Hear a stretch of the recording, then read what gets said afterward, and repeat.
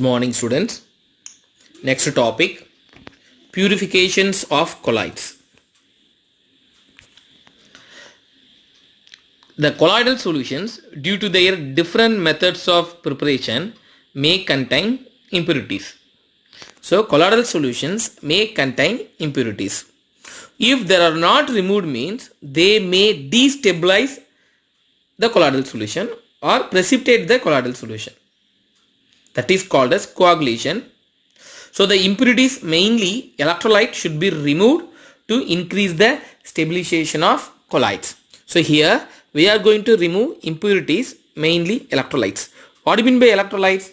Charged particles. That is called as electrolyte. So purifications of colloids, that means removal of impurities. Here the impurities generally electrolytes. Electrolytes means what? Charged particles, positive and negative. So colloidal solutions, due to their different methods of preparation, already we learned in last video itself, dispersion methods and condensation method, two different methods. So due to their different methods of preparations may contain impurities. If these impurities are not removed, means it may destabilize the colloidal solution, that means precipitate the colloidal solution. This process is called as coagulation. What is coagulation? They may ask. What is coagulation means you have to write the question. Hence the impurities, mainly electrolyte, should be removed to increase the destabilization of colloid. Purifications of colloidal solutions can be done by the following methods. So for purification of colloids, three methods are given.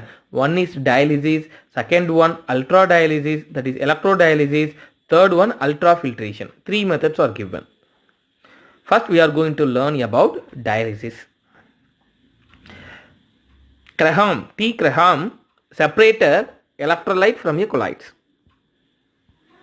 He separated electrolyte from colloidal solution using a membrane, semi-permeable membrane, that is called as dialyzer. That means, like balloon, he is taking one bag. This bag is made up of semi-permeable membrane. That means it contains very small holes. In this bag, we take both colloidal solution and impurities. That means impure colloidal solutions taken. It is kept in tank. This tank contains, in this tank we are admitted running water. So water goes this side and comes out this side. So in this tank it contains full of water. This bag contains very small holes, So impurities comes through that hole, comes out. Impurities comes out through the holes. That impurities are move away in this running water. In this method, impurities are removed completely. So that Graham separate electrolyte from colloid using semi-permeable membrane. This is called as dialyzer. In this method, colloidal solution is taken in a bag like balloon. It's made up of semi-permeable membrane.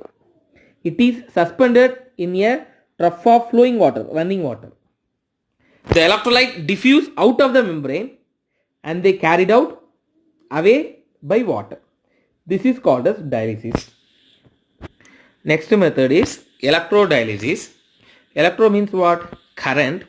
By passing current, the same dialysis takes place here. The presence of electric field increases the speed of removal of electrolytes, because if you are passing current means charged particles Na plus and OH minus, positive ion move towards to negative electrode, negative ion move towards to positive electrode. So the presence of electric field increases the speed of removal of electrolyte from the colloidal solution. So the colloidal solution containing electrolyte as a impurity, the electrolyte contains impurities, is placed between two dialyzing membrane. enclosed into the two compartment filled with water. See here, this is the picture. This is semi-permeable membrane and this is also semi-permeable membrane. It contains cathode. This compartment contains anode. If colloidal solutions taken here means it contains both colloidal solutions and impurities, positive ion, negative ion. If you are passing current means through the semi-permeable membrane, positive ion move towards to negative. So through the semi-permeable membrane, it goes this compartment, and here running water is admitted. That means water goes this side and comes out this side. If positive ion comes this side means it is goes away with the water. Like that, this negative ion move towards to positive through the semi-permeable membrane. Here also running water is allowed. With this, that negative ion goes with water. Remaining this compartment contains only colloids. So here also the same dialysis only takes place with the help of semi-permeable membrane, but this dialysis takes place in presence of current, so only it is called as electrodialysis. That only given in this picture. See this picture. Colloidal solutions contains both positive ion and negative ion. This is semi-permeable membrane. Here one membrane is given and here one membrane is given. Negative ion move towards to positive and positive ion move towards to negative. So in this compartment, so this impurities are removed periodically. This process is faster than dialysis, like our previous experiment. It is faster than our previous experiment. So as the rate of diffusion of electrolyte is increased by application of electricity. Rate of diffusion increased by passing electricity. So the presence of electric field applied the speed of removal of impurities. So electric field increases the speed of the removal of electrolyte from the colloidal solution. Colloidal solutions containing electrolyte as a impurities is placed between two dialysing membrane. Here one membrane is given and here one membrane is given. Two compartments filled with water. So here also water is filled, here also water is filled. When current is passed, impurities pass into the water compartment and removed periodically. This is also dialysis only, but in presence of current, this dialysis takes place. So only it is called as electrodialysis. Next method is ultrafiltration. Ultrafiltration means that is normal filtration only with the help of special filter paper. That filtration takes place. So that is called as ultrafiltration. The pores of ordinary filter papers. So in ordinary filter papers, it contains very large holes, very large pores. So it cannot retain the electrolytes. So the pores of ordinary filter papers permit the passage of colloidal solution. In ultrafiltration, so that ordinary filter paper allows colloidal particles also. So in ultrafiltrations, the membranes are made by using collodion cellophane or whisking. So in ultrafiltration, membranes are made by collodion cellophane. So that membrane is made by collodion cellophane.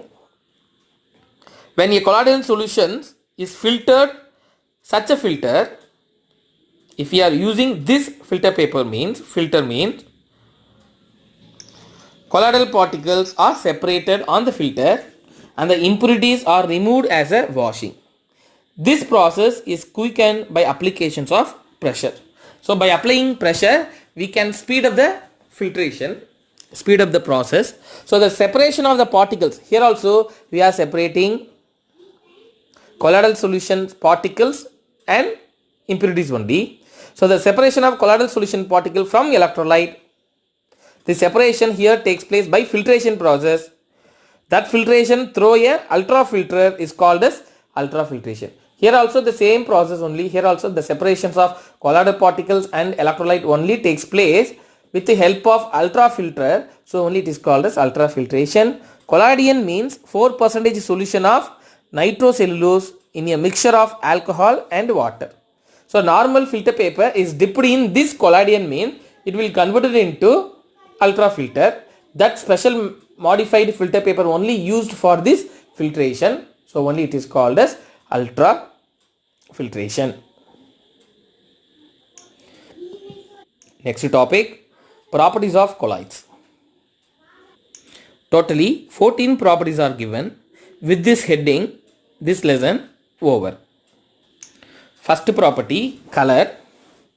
The color of the colloidal solution is not always the same as the color of the substance in the bulk. For example, bluish tinge is given by the diluted milk in reflected light and reddish tinge is transmitted light.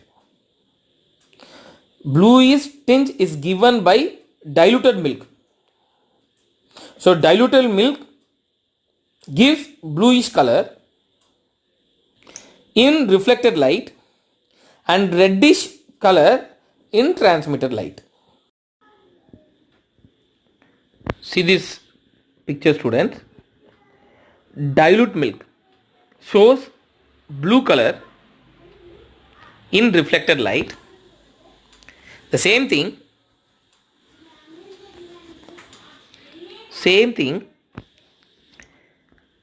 it shows red color.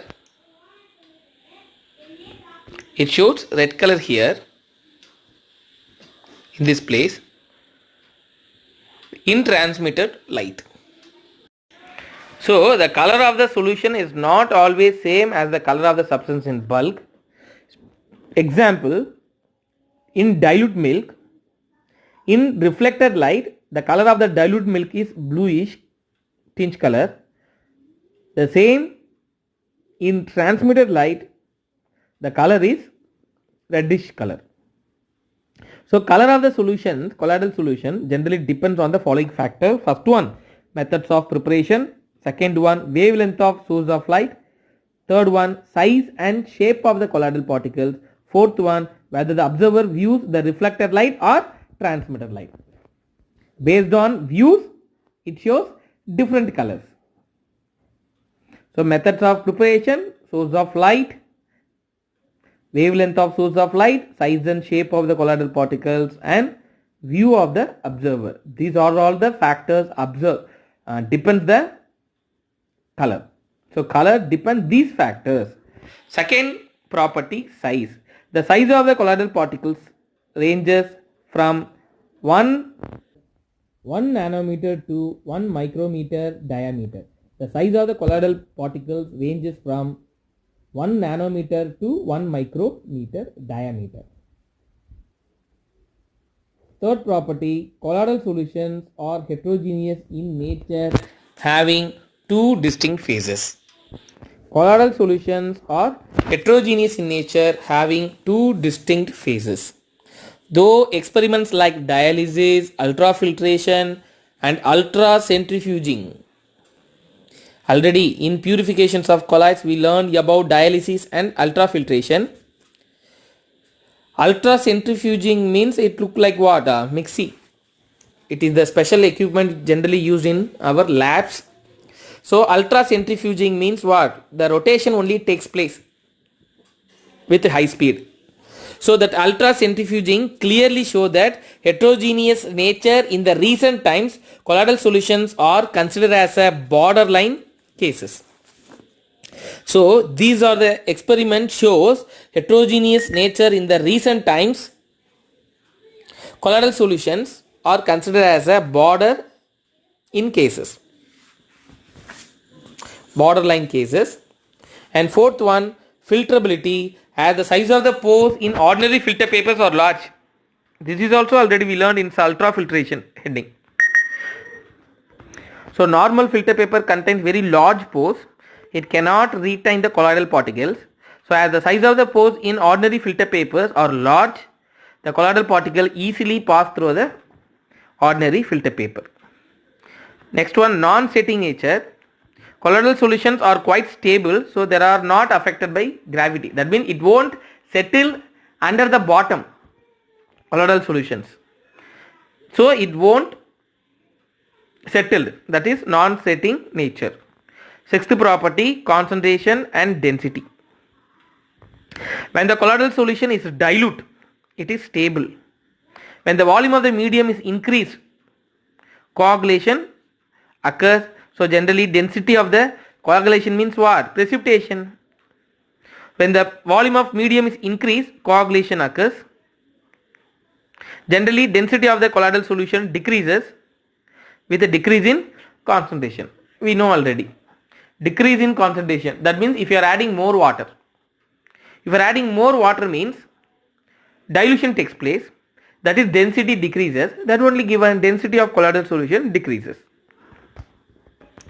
Seventh property, diffusibility. Unlike true solution, colloids diffuse less readily through the membrane.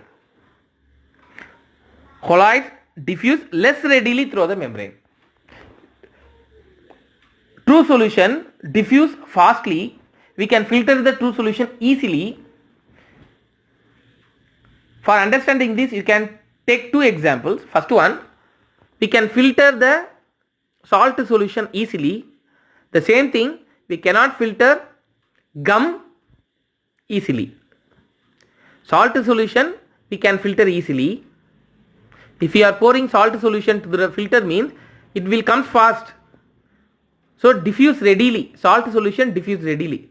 The same thing, gel or gum, if you are pouring gum into the filter means it won't come fast. So diffusion is slow.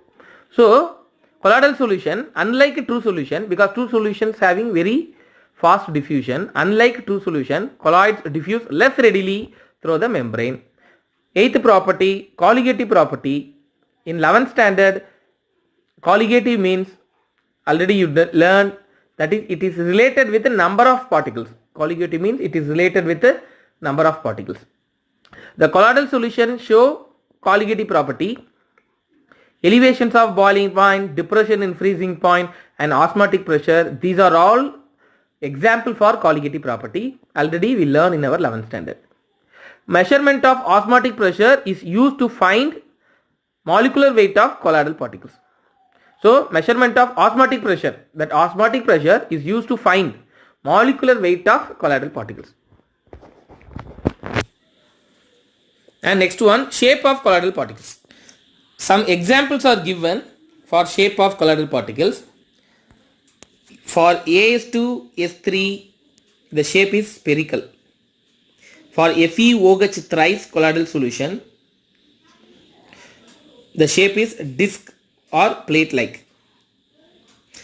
Tungstic acid W3O5 colloidal solutions, it look like rod like. So various shapes of colloidal particles are available. Some examples are given in this table. Next one, optical property. This is very important. Colloids have optical property. When a homogeneous solution is seen in the direction of light, it appears clear, but it appears dark in a perpendicular direction. Colloidal solutions have optical property. Optical means what? Light. When a homogeneous solution, this is homogeneous solution. When a homogeneous solution is seen in the direction, this is true solution, this is colloidal solution. This is the example for homogeneous solution. When a homogeneous solution is seen in the direction of light, it appears clear, but it appears dark in perpendicular direction. But when light passes through the colloidal solution, it scattered in all directions. This effect was first observed by Faraday and investigations made by Tyndall effect. So this is called as Tyndall effect. Very important question. Already you learned Tyndall effect. Already you learned about Tyndall effect. So Tyndall effect means what? Colloidal particles absorb a portion of light and remaining portion is scattered from the surface of colloid, hence the path of the light is made clear. That means that these colloidal particles absorbs light, these colloidal particles absorb light from one direction and emit in all directions. So the path is visible. So the path of the light is made clear. That is called as Tyndall effect. Tyndall effect means colloidal particle absorb light from one direction and emit in all direction. So the path of the light made clear, that is called as Tyndall effect. Next one, kinetic property. This is also very important property. What is mean by Brownian movement? Means you have to write fully. Brownian movement. Robert Brown observed that when the pollen grains suspended in water were viewed through the ultramicroscope, they show a random zigzag ceaseless motion. Random zigzag ceaseless motion. See these lines, zigzag lines. So Robert Brown observed pollen grains suspended in water were viewed through the ultramicroscope. It shows random, that particles moves randomly, zigzag and ceaseless motion. We cannot cease the motion of this particle. This is called as Brownian movement of colloidal particles. Zigzag, random, ceaseless motion. This can be explained as follows. The colloidal solution particles are continuously bombarded with the molecules of the dispersion medium. The colloidal solution particles bombarded with the molecules of dispersion medium. So they follow zigzag, random. So only it follows random, zigzag, continuous motion. Brownian movement enables us to calculate the Avogadro number. It is used to confirm the kinetic theory, which considers a ceaseless rapid movement of molecule that increases with an increase in temperature. That means if you are increase the temperature means movement of particles also increases, that is kinetic energy increases. For confirming that this Brownian movement is used. Third one, to understand the stability of colloids, this Brownian movement is used. As the particles in continuous rapid, they do not come close and hence not get condensed. If it is continuously moving means it won't settle. So to understand the stability of the colloids, this Brownian movement is used. So that is, Brownian movement does not allow the particles to be acted on by force of gravity. So this is the Brownian movement. Next one, electrical property. It is called as Helmholtz double layer. So in electrical property, first one Helmholtz double layer is given. Second one electrophoresis is given. Third one electroosmosis is given. Totally 3 headings are given. First one Helmholtz double layer. The name itself contains the reason. Double means what? 2 layer. See here, this negative charged particles is attracted by positive charge. This is the first layer, and this positive is attracted negative ions. So 2 layer is formed. So Helmholtz double layer. The surface of the colloidal particles absorb one type of ion due to the preferential absorption, because opposite charge attract with each other. So only the surface of the colloid absorbs one type of ion. This layer attract the opposite charged ion in the medium. Hence it is boundary separating the 2 electrical double layer are set up. This is called as Helmholtz double layer. As the particles nearby are having the similar charge, they cannot come close and condense. So hence this helps to explain the stability of colloids. So first layer attract opposite charged ion. Hence at the boundary separating two electrical double layers are set up. So this is called as Helmholtz electrical double layer. As the particle nearby are having similar charge, they cannot come close because same charges repelled with each other. So only as the particle nearby are having similar charge means they cannot come close and condense. So this explains the stability of colloids.